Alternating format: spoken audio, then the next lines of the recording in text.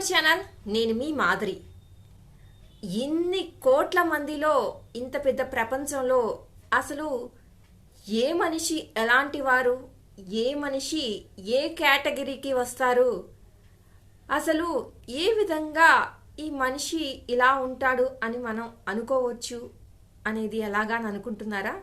అయితే వెంటనే ఈ వీడియో చూసేయండి.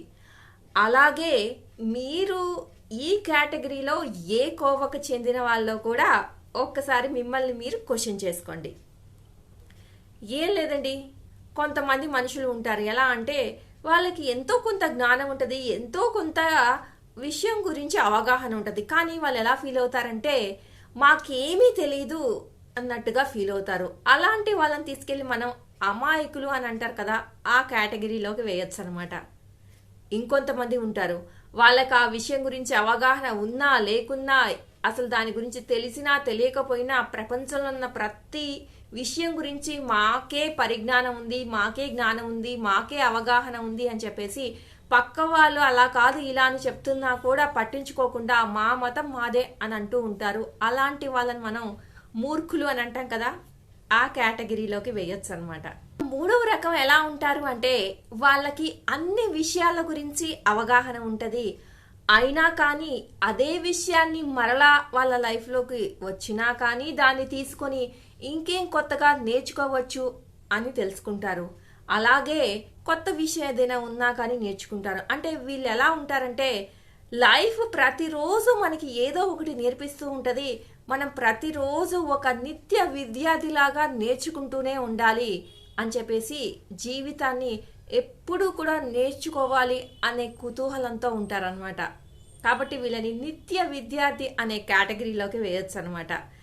ఇక పోతే నాలుగో వాళ్ళు, వీళ్ళెవరు అంటే మేధావులు. అంటే తెలుసుకున్న విషయాల్లో సత్యం ఎంతుంది, అసత్యం ఎంతుంది, వాటిని కూడా వీళ్ళు అవగాహన చేసుకోగలుగుతారు.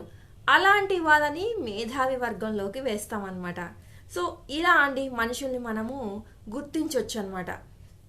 అది ఎలా అంటే ఫస్ట్ పరిచయంలోనే మనకి అవగాహన రాదు, కానీ వాటితో మాట్లాడుతున్న కొద్దీ, వాళ్ళతో కాన్వర్జేషన్స్ చేస్తున్న కొద్దీ, వాళ్ళు ఆలోచన తీరు అవన్నీ మనం చూస్తున్న కొద్దీ మనకి తెలుస్తూ ఉంటాయి అనమాట.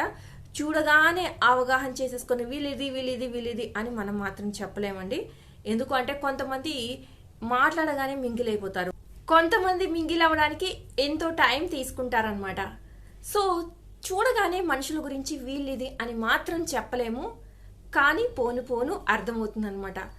ఆ అవగాహన మీకు వచ్చిన తర్వాత నుంచి మాత్రము వాళ్ళు ఏ కవులోకి వస్తారో దాన్ని బట్టి మీరు మీ రిలేషన్షిప్ని వాళ్ళతో కంటిన్యూ చేయొచ్చు అనమాట. స్ట్రాంగ్ బాండ్ కావాలనుకుంటున్నారా, లేదు అంటే వీళ్ళతో ఇంతవరకు అంతవరకే ఉండాలి ఎందుకు అని అనుకుంటారా, అది మీ ఇష్టం.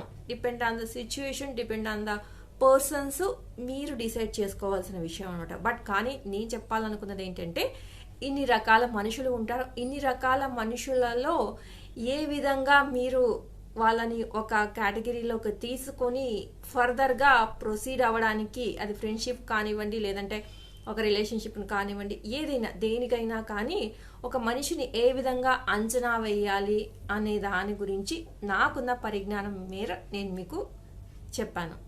నచ్చితే పాటించండి, లేదంటే జస్ట్ విని వదిలేయండి.